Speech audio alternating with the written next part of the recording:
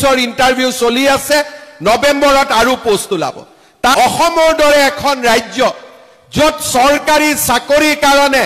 পঢ়া শুনাৰ কাম নাছিলে দালালক টকা দিব পাৰিলে চৰকাৰী চাকৰি হৈছিলে আজি যদি মই বিচাৰিলো হেতেন 1.5 লাখ লৰা ছোৱালীক মই চাকৰি দিলো এজনৰ পৰা যদি মই 1 লাখ টকা ললো হেতেন মোৰ হাতত 15,000 কোটি টকা জমা হলে হেতেন আৰু 1 লাখ টকা দিবৰ কাৰণে তো মানুহ ৰেডি আছে এটা চৰকাৰী চাকৰি দিম বুলি কলে 1 লাখ টকা দিয়া মানুহ আছে না নাই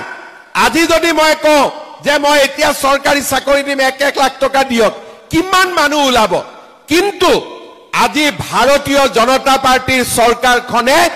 1.5 লাখ চৰকাৰী চাকৰি দিলে কাৰো পৰা এটা টকা তামুল পান এখনো নোখোৱাকৈ আজি 1.5 লাখ মানুহক চাকৰি দিলে তাৰ ফলত লাভ কি হৈছে চাকৰি পুৱাই চাকৰি পাইছে কিন্তু তাৰ লগত মানুহৰ পঢ়া শুনাৰ প্ৰতি বিশ্বাস হৈছে যে পঢ়িলে চাকৰি পাম পঢ়িলে কৰ্মসংস্থাপন পাম আজি মই যেতিয়া মিটিঙত আহো মোক লৰা ছোৱালীয়ে খুদে স্যাৰ পুলিচৰ আমাক আকৌ ইন্টাৰভিউ কেতিয়া ওলাব এডিআৰই ৰিজাল্ট কেতিয়া দিব আৰু মোক খুদিলে মই বেয়াও নাপাওঁ এটাই মই উত্তৰ দিওঁ যে এতিয়া পুলিচৰ ইন্টাৰভিউ চলি আছে নৱেম্বৰত আৰু পোষ্ট ওলাব তাৰ মানে আজি আমাৰ অসমত লৰা ছোৱালীয়ে আশা কৰিব পাৰে যে মই যদি পঢ়া শুনা কৰো অন্তত মোৰ ভৱিষ্যত আছে আপোনালোকে চিন্তা অসমলৈ উভতাই লৈ আহিব পাৰিম এই বিশ্বাস মোৰ আছে শ্ৰদ্ধাৰ ৰাইজ 7,000 টকাৰ কাৰণে আমাৰ লৰা ছোৱালী সিকিউৰিটি কৰিবৰ কাৰণে অন্ধ্ৰপ্ৰদেশত যায় কৰ্ণাটকত যায় যদি কোনোবা লৰাৰ মৃত্যু হয় মৃতদেহটো ঘূৰি আহিব নোৱাৰে 1 লাখ টকা পাবৰ কাৰণে চাকৰিত যাওক এতিয়া আমিয়ে চিন্তা কৰিছো লৰা ছোৱালীক জাপানত পঠাবৰ বাবে জাপানী ভাষা আমি শিকাম জাপানত 2 লাখ টকা মাহত দৰমহা পাব তাত যাওক কিন্তু 7,000 টকাৰ কাৰণে চাকৰি কৰিব গলে ঘৰত মাক বাপেককে পইচা দিব নে হিয়ে ভাল কৰি খাব পাৰিব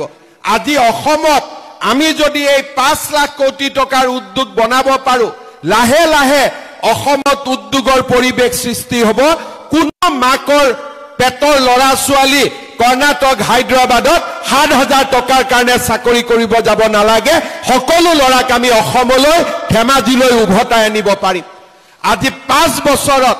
যোৱা 4টা বছৰত সেই আত্মবিশ্বাসৰ মাজেৰে আমি কাম কৰিছো আৰু লাহে লাহে আপোনালোকে দেখিছে আমাৰ ৰাজ্যৰ পৰিবেশ কেনেকুৱা হ'ল কংগ্ৰেছৰ দিনত পাৰৰ বাহৰ দৰে অংগনবাদী কেন্দ্ৰ হৈছিল আজি আমাৰ দিনত হোৱা অংগনবাদী কেন্দ্ৰ আপোনালোকে পাৰ্থক্য চাব প্ৰত্যেকখন হাই স্কুলতে আজি মই লাহে লাহে 8 কোটিকৈ টকা দিছো যাতে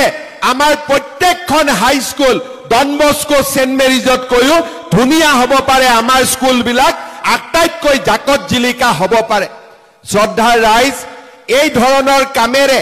আমি আমাৰ ৰাজ্যখনক শুৱনি কৰিব খুজিছো আগুৱাই লৈ যাব খুজিছো আৰু আমাৰ ৰাজ্যখনক অসমৰ ভিতৰতে এখন ভাৰতৰ ভিতৰতে এখন শ্ৰেষ্ঠতম ৰাজ্যলৈ আমি ৰূপান্তৰ কৰিব খুজিছো আজি কংগ্ৰেছক চাব কংগ্ৰেছে দেখিলেই তেওঁলোকৰ খং যে বিজেপিয়ে অৰুণোদয় কিয় দিছে আৰে বিজেপিয়ে অৰুণোদয় কিয় দিছে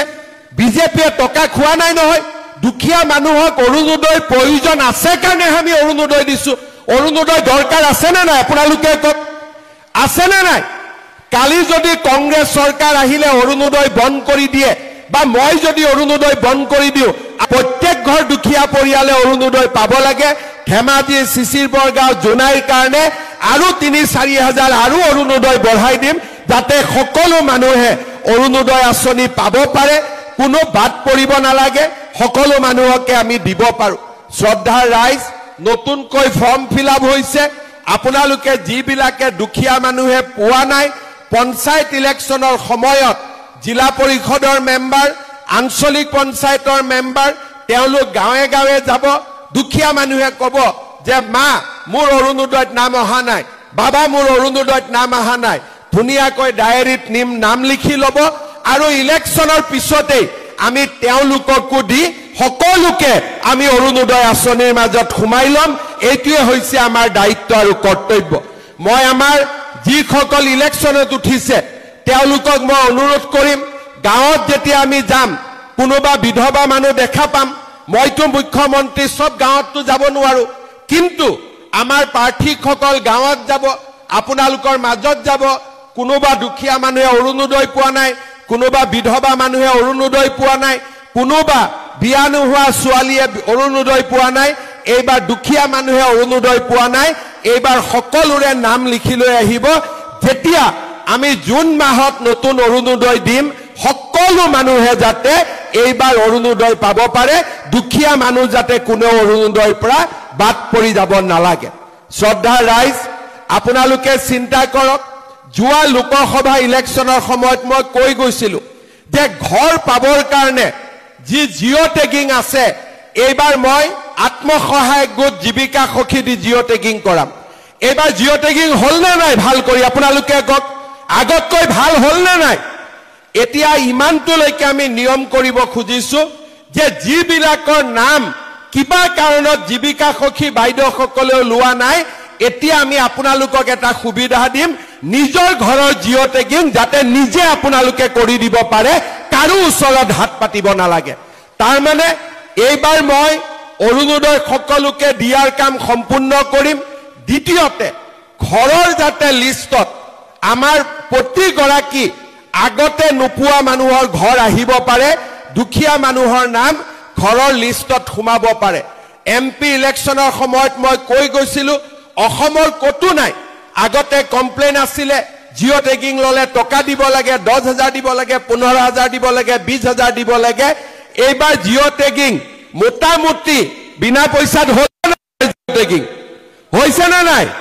কৰবাত যদি কোনোবাই চাহ একাপ খাইছে বেলেগ কথা, কিন্তু পইচা ল'বতো কোনেও সাহ কৰা নাই, কৰিছে নেকি? অৰ্থাৎ লাহে লাহে আমি অসমখনৰ পৰিৱৰ্তন কৰি আনি আছো। শ্ৰদ্ধাৰ ৰাইজ, এইবাৰ আমি আৰু কেইটামান নতুন কাম কৰিব খুজিছো। যোৱা এপ্ৰিল মাহৰ 1 তাৰিখৰ পৰা ইলেক্ট্ৰিচিটি বিলৰ দাম মই 1 টকা কমাই দিছো। এইবাৰ যেতিয়া ইলেক্ট্ৰিচিটিৰ বিল আহিব, আগতকৈ 1 টকা আপোনালোকৰ দাম কমি আহিব। নৱেম্বৰ মাহত, অক্টোবৰ মাহত যদি ভগৱানে মোক সহায় কৰে, মোৰ মনত ইচ্ছা আছে ইলেক্ট্ৰিচিটিৰ দাম আৰু 1 টকা কমাই দিবৰ কাৰণে, যাতে দুখীয়া মানুহে ইলেক্ট্ৰিচিটিৰ বিল দিয়াটো সহায় পাব পাৰে। শ্ৰদ্ধাৰ ৰাইজ, মহিলাসকলে মোক সোধে 10,000 টকাটো মামা কেতিয়া দিব? এইটো এটা চিন্তা হৈ আছে, হয় নে নহয়? আছে নে নাই চিন্তা? এতিয়া আপোনালোকে এইটো কথা মোক নুসুধিব। 10,000 টকা বিহালীত দি আমি আৰম্ভ